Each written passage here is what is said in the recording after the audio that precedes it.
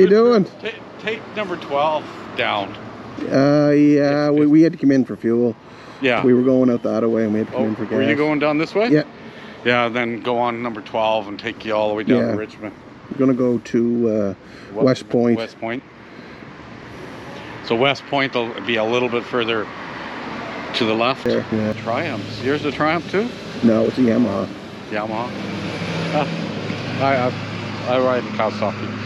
So that's doesn't matter. Bikes. Huh? They're good bikes. Oh, they're all good bikes. But you guys have a great ride. Have a good time.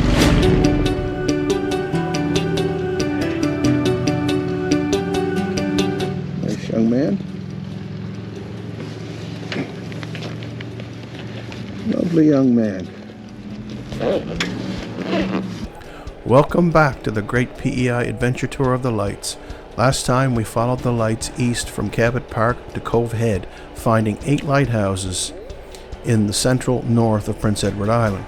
Today we start our tour in Lot 16 PEI and head west, then east all the way around the western end of PEI to find the last 10 lighthouses of our series. It begins today at Little Channel Range Rear Lighthouse. The Little Channel Range lights were established in 1872 on the northern side of Conway Inlet, an opening between 2 barrier islands in the northern shore of Prince Edward Island. Little Channel is located on the northwest end of Bill Hook Island, also known as Fish Island, and the Malpeque Harbor Approach range lights are located on the southeast side of Bill Hook Island. In 1876, Peter Miller was contracted from Ellerslie to construct 2 range lights in Little Channel or Conway Inlet for $900. William Hardy was appointed the first keeper of the Little Channel range lights, and he served for roughly 50 years. Upon the death of Ernest A. Hardy in May of 1946, Everett Hardy was appointed keeper of the lights and served for a year until the lights were made unwatched in May of 1947. Everett Hardy was subsequently paid $15 a year to light the range at the beginning of the season and extinguish them at its close. 3 generations of Hardy families served as the only keepers of the range lights, which were often called the Hardy Channel Range. Deactivated in 1969 and incorporated into a dwelling, it was sold in 2014 to Greg Steves. It's now an Airbnb called Hardy's Channel Lighthouse Retreat. The Hardy Channel Retreat Lighthouse is located at the end of a long private road, so the best public views of the lighthouse is from across the inlet from Howard's Cove Seafood Limited. I spent about an hour talking with Greg Steves, the owner, probably one of the nicest men I've ever met. He gave me a tour of the dwelling and up into the light room. I'll provide a link to the Hardy Channel Lighthouse Retreat in the description below. 37 kilometers to our north-northwest is the Northport Range Rear Lighthouse located in Alberton. The Northport Back Range Light is a square wooden tapered range light 13.6 meters tall in height from the base to the vane and has a shingled exterior. It was originally an open frame tower which was enclosed in 1903. It was raised 3.3 meters in 1887 and another 1.8 meters in 1970. The lantern gallery is superimposed on the tower. It is a combination of sloped base and straight top, which gives the structure an unusual look. The range light is very simple with no decorative details. The wooden lantern deck is surrounded by a metal railing and supported by metal brackets. It is painted white with red trim. A vertical day mark extends on the downward of the gallery. The door is topped with a shed dormer. All accents of the lighthouse is painted red. It overlooks the Gulf of St. Lawrence and Casek Bay on the northwest shore of Prince Edward Island. In 1885, James Keefe built the ranges under contract for $1,900.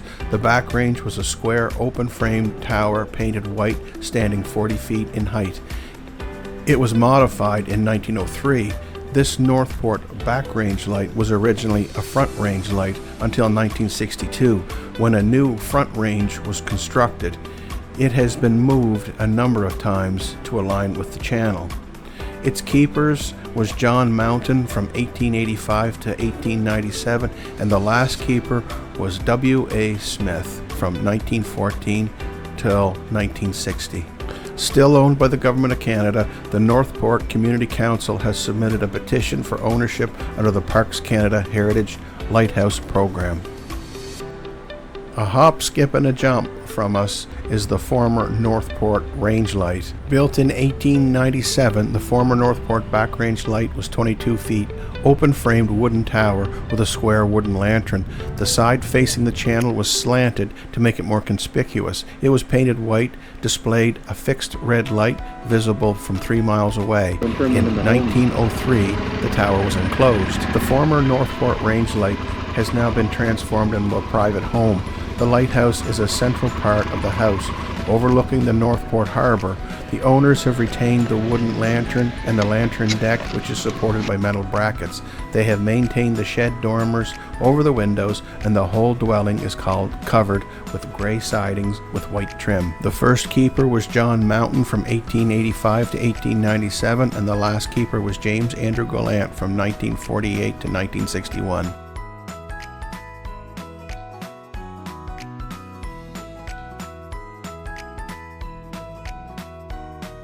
Just across the bay is the Casek former lighthouse. This particular lighthouse was built in 1876. In 1899-1900, they had to move the lighthouse across the harbor ice to the Casek sandhills. The move was supervised by Milton Walsh. He used 16 teams of horses to accomplish this. However, it got stuck in the snowdrifts on the sandy island and remains there to this day.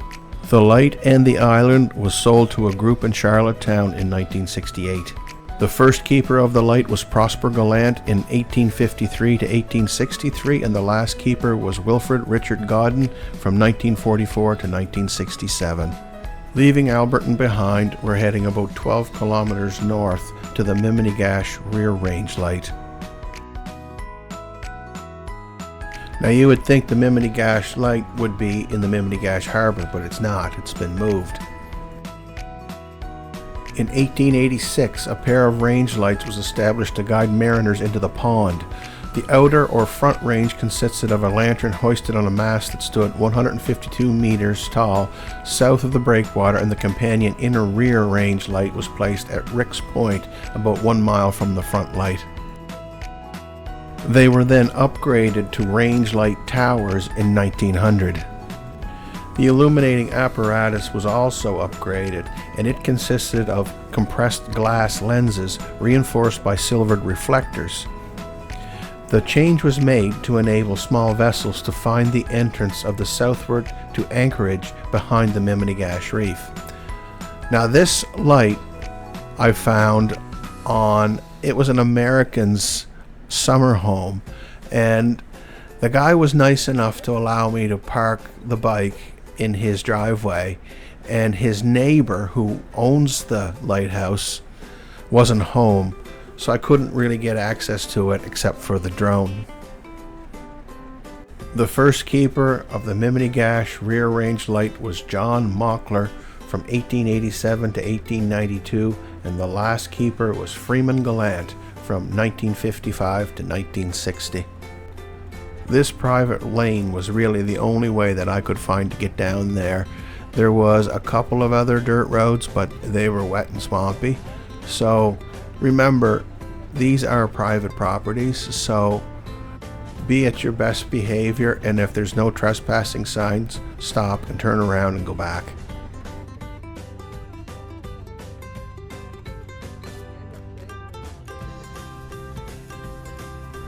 Roughly 12 kilometers to our north, past Kildare Capes and just south of Jude's Point, is the Tignish Run Lighthouse. In 1877, vessels were guided into the harbor by 2 fixed beacons atop masts, which were discontinued when Henry Williams built a lighthouse in 1880 for $545.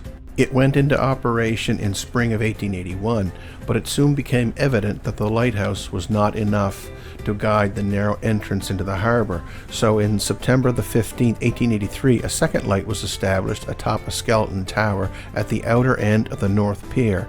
With its fixed red light, it was located 189 meters from the main light.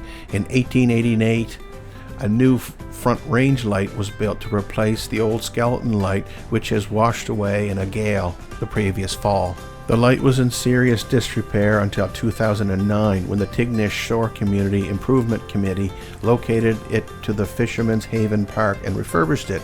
It is now located close to the eastern side of the entrance of the harbor and is also known as the Big Tignish or Jude's Point Lighthouse. A local senior recalls that one of the keepers lived close to the present location of the lighthouse. Sometimes he would take her and some of her young friends with him when he rowed across the run in the evening to light the lantern. He would return in the morning to extinguish the oil lamp. The light was electrified in 1954. Its first keeper was Isidore Chasson from 1877 to 1881, and the last keeper was Alphonse Gadet, and he served from 1956 to 1962.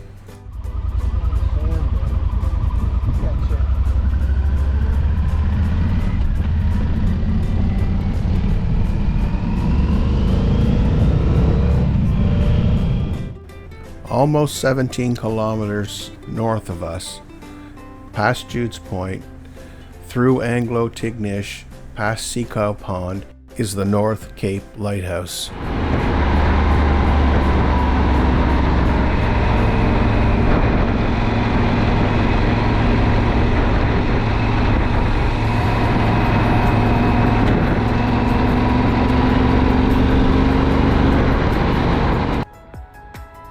Now remember way back in episode 2 when we talked about picking up a ribbon at the gift shop in East Point?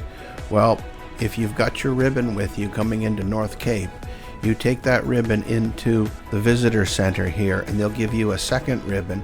Then with those two ribbons they'll give you a certificate that states that you have ridden tip to tip from North Cape to East Point. A long rocky reef, reported to be the longest in North America, extends seaward from the north tip of Prince Edward Island for roughly 2.4 kilometers and marks the dividing point between the Gulf of St. Lawrence and the Northumberland Strait. The dangers posed by the longest reef in North America was first noted by Jacques Cartier on July the 1st, 1534. He wrote, "To the northeast of this cape, for about half a league, is the most dangerous shoal of rocky bars." The North Cape Lighthouse was an example of the difficulties faced by the British North American colonies to erect important and required structures such as lighthouses. This lighthouse was established only after lengthy discussions and arguments between local residents, shipping interests, and government agencies. Finally, in 1865, the North Cape Lighthouse was built after 31 years of arguing, and it went into service in 1866. It's one of 3 sister lights built immediately before and after Confederation in 1867. The other 2 are located in Seacow Head, PEI, and Cape Tormentine, New Brunswick. These octagonal towers are amongst the oldest wooden frame towers still standing in the Maritimes. Of all 64 light stations in Prince Edward Island, this one was been designated the most important light station on the island. The first keeper of the North Cape Lighthouse was Stanley Perry from 1866 to 1872, and the last keeper from 1956 to 1967 was Basil Pierce. The more I read into North Cape, the more I found it's impossible for me to get everything squeezed in here about it. So I'll provide links in the description below so that you can read about it yourself. There's literal pages of documentation about it. It's absolutely fascinating.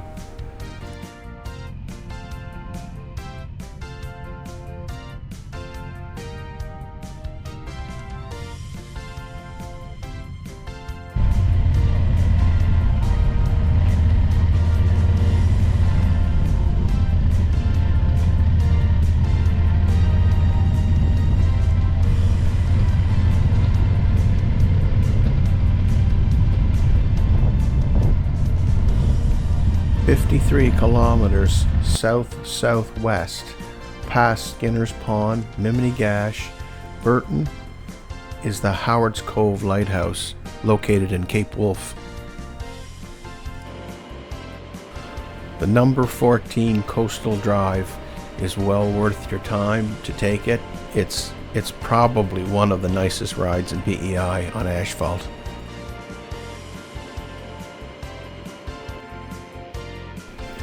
I'm pretty sure I've driven past Howard's Cove Lighthouse at least 1,000 times and never knew that it existed down here. The lighthouse is on a high cape with a panoramic view of the Northumberland Strait and Rishabukto, New Brunswick area, as well as Howard's Cove Harbour and the fish plant.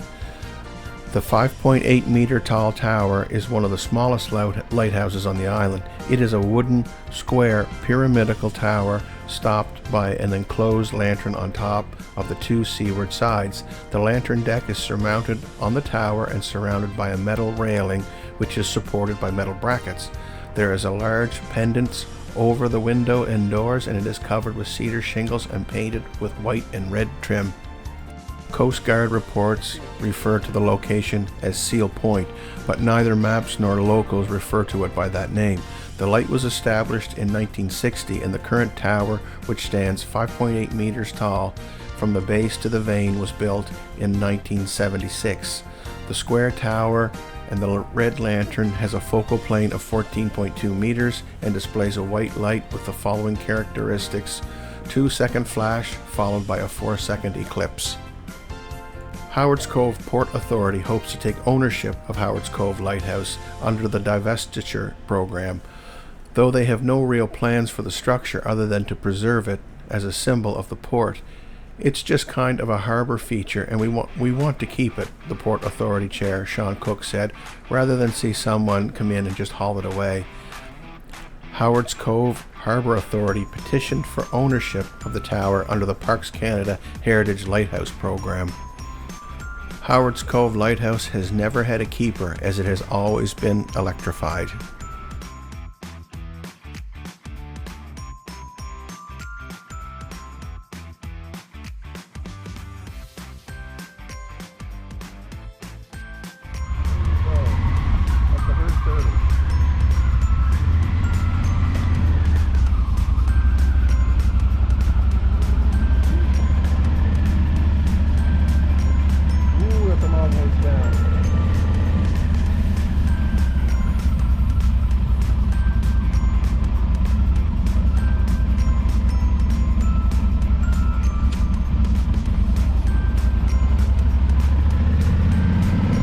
Leaving Howard's Cove behind, heading south, about 15 kilometers away, is West Point Lighthouse.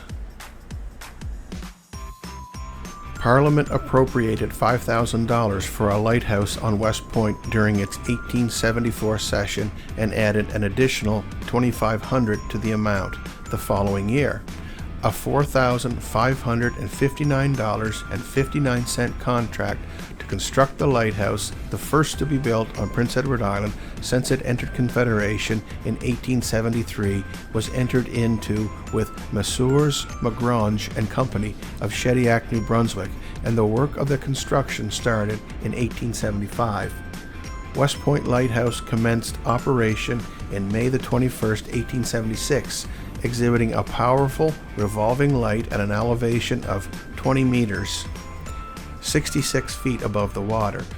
The lighting apparatus, comprised of 8 lamps and powerful reflectors, made a revolution every 3 minutes, producing 1 red flash followed by 3 second flashes every 90 seconds. A fascinating fact about West Point Lighthouse is, in all of its years of operation from 1875 to 1963, there were only 2 keepers: William McDonald from 1875 to 1925 and Benjamin McIsaac from 1925 to 1963. Benjamin McIsaac was a veteran of World War I in the 105th Battalion, serving in Canada, England, France, and Belgium. He was wounded in 1918 and spent a year in hospitals in England and in Halifax, Nova Scotia. He became the lightkeeper in 1925 following retirement of William MacDonald. During the Second World War, he worked night and day operating the radio telephone equipment and the light to guide ships and planes traveling over the vicinity. Although he could have retired earlier, he remained as the keeper until it was electrified in 1963 for a total of 38 years. The West Point Lighthouse was recognized as a heritage place under the Prince Edward Island Heritage Places Protection Act on November the 1st, 2012. West Point Lighthouse is old and its history is fascinating. There's way too much history here for me to even touch the surface of West Point, so I will include links so you can read up on it yourself below. About 80 kilometers to our east and south is our last destination, our 63rd lighthouse in this series, and it's the Cape Egmont Lighthouse. The legislature granted the sum of $1,695 to Laurent Perry to build Cape Egmont Lighthouse in 1881. Due to difficulties obtaining the parcel of land, it was not able to begin construction until 1883. In September of 1884, the lighthouse was completed, and the first light was lit under the supervision of the first keeper of the light, Bruno Perry, whose annual salary was $200. This is the only coastal light on the 46-mile coastline between the lighthouses at West Point and Seacow Head. The original array of lamps were replaced in 1906 by a single flashing fourth-order Fresnel lens manufactured in Paris by Barbier, Bernard, and Turin. And interestingly enough, the Cape Egmont lens from 1906 was moved and installed in Point Prim in 1958. The first keeper of Cape Egmont was Bruno Perry from 1884 to 1900, and the last keeper was Edward Arsenault from 1950 to 1958. Interestingly enough, Edward Arsenault built the first bottle house not far from the lighthouse, and now his daughter owns and operates them.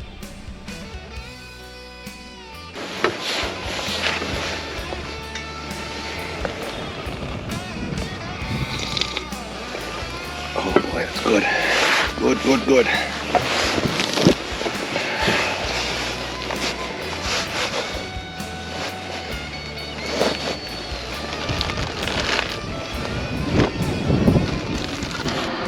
So here we are. This is the last lighthouse. We've done all 63 of them. Not all of them were working, but that's quite a voyage I think we've had. What a great spot for us to finish this off. I don't think there could have been a better end to it. It's a beautiful day. A little bit of rain today, but that's all right. Any day you can get out for a ride, it's a good day. We'll see you in the next one. And the scenery just keeps changing, but these floats, they just stay the same.